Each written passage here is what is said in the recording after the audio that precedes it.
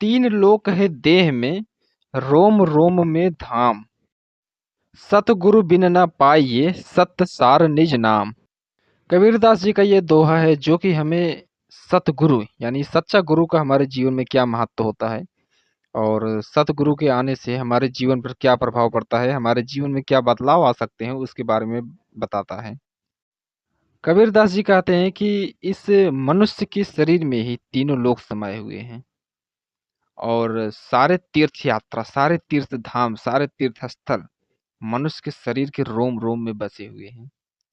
लेकिन इनको खोज पाना या इनका पता लग पाना असंभव है बिना सतगुरु के जीवन में लाने से।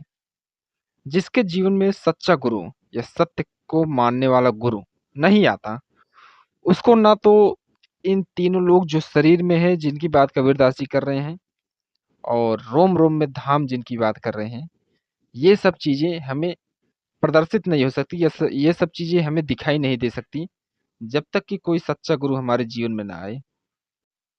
और बिना सतगुरु के न तो इनको खोजा जा सकता है और इस जगत के जो सार हैं, जो रूप सत्य यानी ईश्वर, चाहे ब्रह्म चाहे ईश्वर, जो सत्य है मतलब उस ईश्वर को भी बिना उनकी सहायता से यानी बिना सतगुरु की सहायता से इन्हें प्राप्त नहीं किया जा सकता।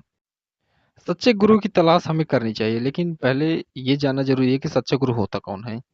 तो इसकी एक बहुत ही साधारण सी परिभाषा है कि जो गुरु हमें सत्य का मार्ग दिखाए या जो गुरु खुद सत्य के मार्ग पर चले और दूसरों को सत्य के मार्ग पर चलने के लिए प्रेरित करे, वही सच्चा गुरु होता है। और जो हमें शिक्षा देते हैं उनको हम सच्चा गुरु नहीं मान सकते। शिक्षा यानी फॉर्मल एजुकेशन की बात हम कर रहे हैं, तो वो टीचर हैं, अध्यापक हो सकते हैं, लेकिन वो सदगुरु नहीं हो सकते। सदगुरु वही है जो सत्य के मार्ग पर चले और दूसरों को प्रेरित करें, और ऐसे ही गुरु की तलाश करनी है हमें।